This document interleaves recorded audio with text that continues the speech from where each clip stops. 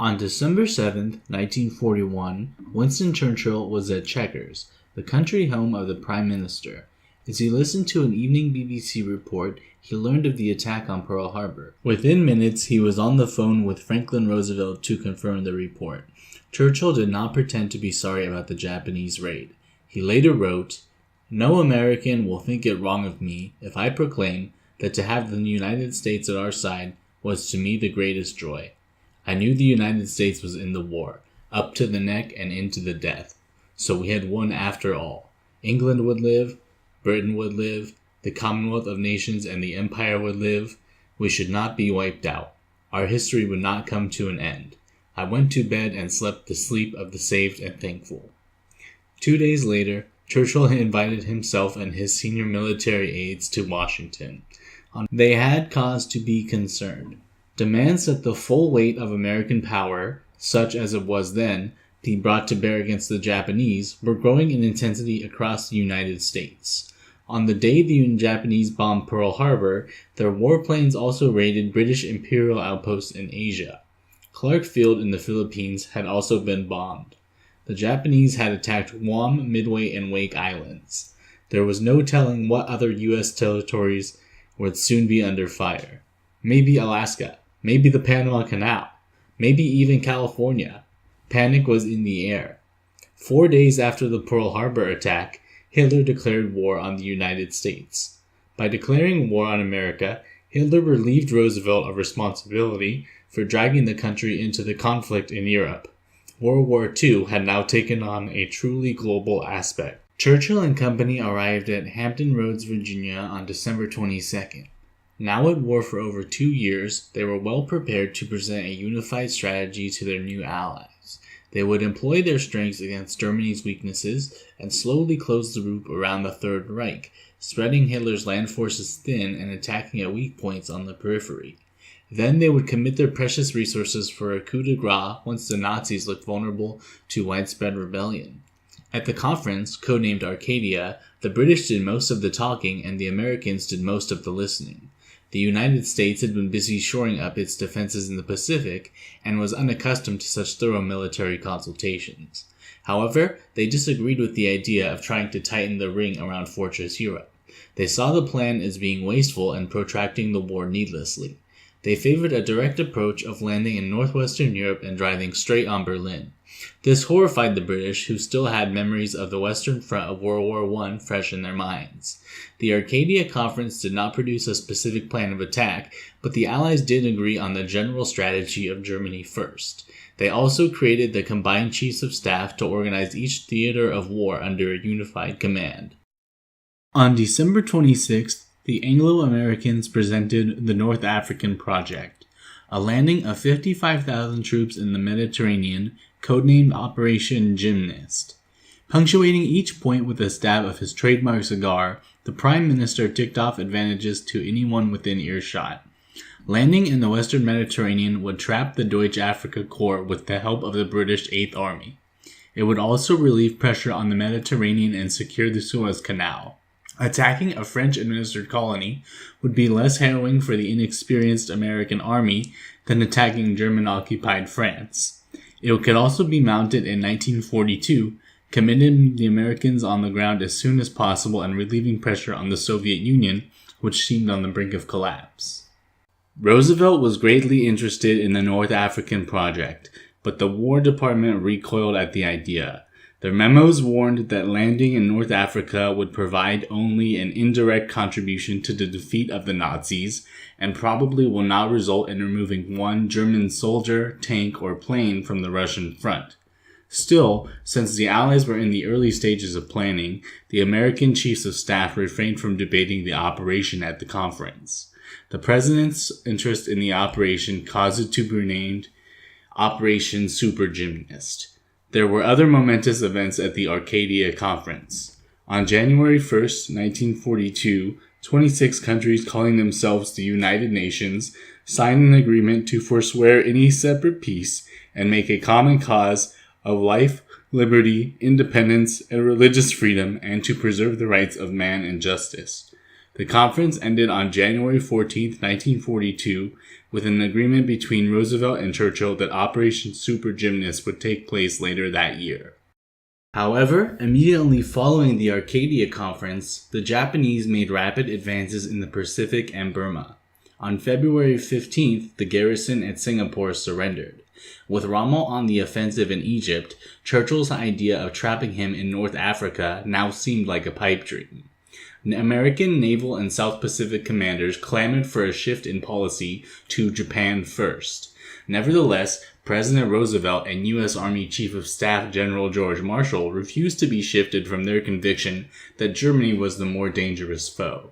The American Joint Chiefs of Staff concluded that northwestern Europe was the best place for the Allies to seize the initiative.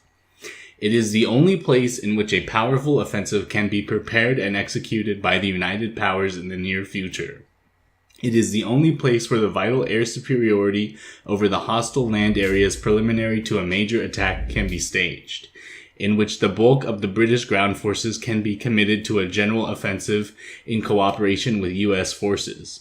Successful attack in this area will afford the maximum of support to the Russian front. The element of time is of the greatest importance. We must begin an offensive on a major scale before Russia, now practically alone, can be defeated, and before Vichy France, Spain, Portugal, and Turkey are drawn into the ranks of our enemies. On April 8th, the U.S. Joint Chiefs of Staff presented the Marshall Memorandum, which converted the vague American strategy into 3 different operations.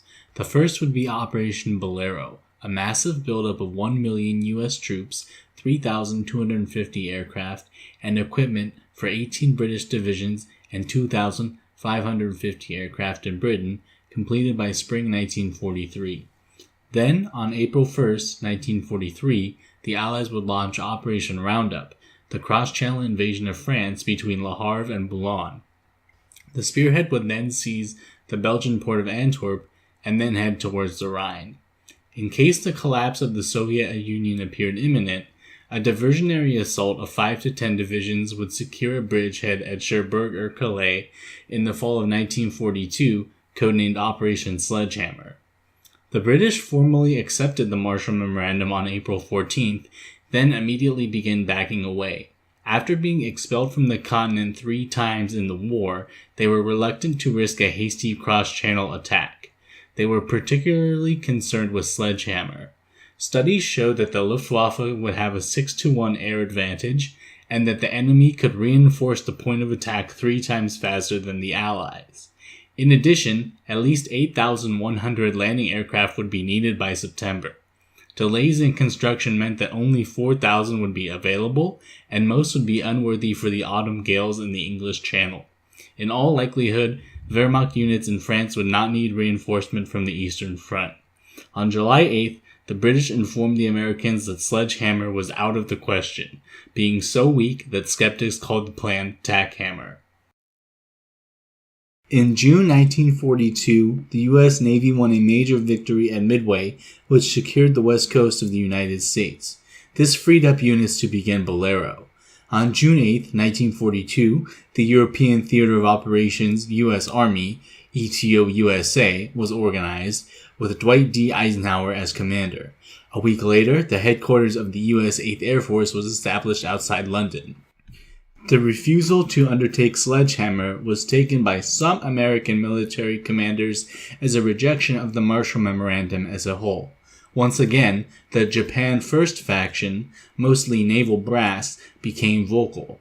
Chief of U.S. Naval Operations Ernest J. King wrote Roosevelt, "If the United States is to engage in any other operation than forceful, unswerving adherence to Bolero plans, that meant no Churchillian distractions in North Africa or anywhere else, we are definitely of the opinion that we should turn to the Pacific and strike decisively against Japan, and use all available means in the Pacific."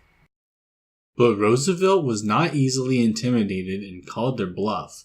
2 days after receiving their memorandum, on morning of Sunday, July 12th, he ordered that a comprehensive plan for operations in the Pacific be submitted to him that afternoon. It was to include detailed numbers of troops and material required, projected timelines of operations, and most importantly, a study of how it would affect the situation in the Soviet Union and the Middle East. As Roosevelt suspected, no such plans existed. On July 15th, Roosevelt sent Marshall and others to London to lift Allied strategy out of the limbo of discord and indecision into which it had fallen. He instructed them to push once more for Operation Sledgehammer.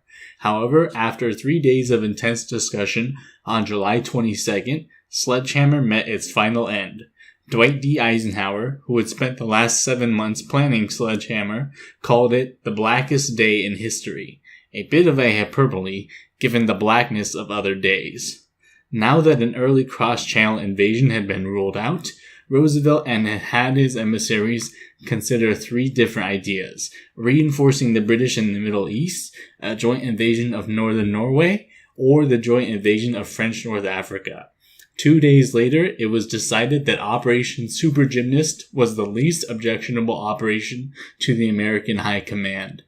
With the decision made, Churchill proposed that the undertaking be renamed Operation Torch. Roosevelt, constrained by the congressional elections, declared the operation should be launched no later than October 30th. The decision to undertake Torch was a momentous declaration of strategy. Lack of shipping meant that Torch was the main offensive for the Allies in 1943, ruling out Operation Roundup. The Allies would be committing themselves to 2 years of war in the Mediterranean. Thanks for your time and consideration in watching this video.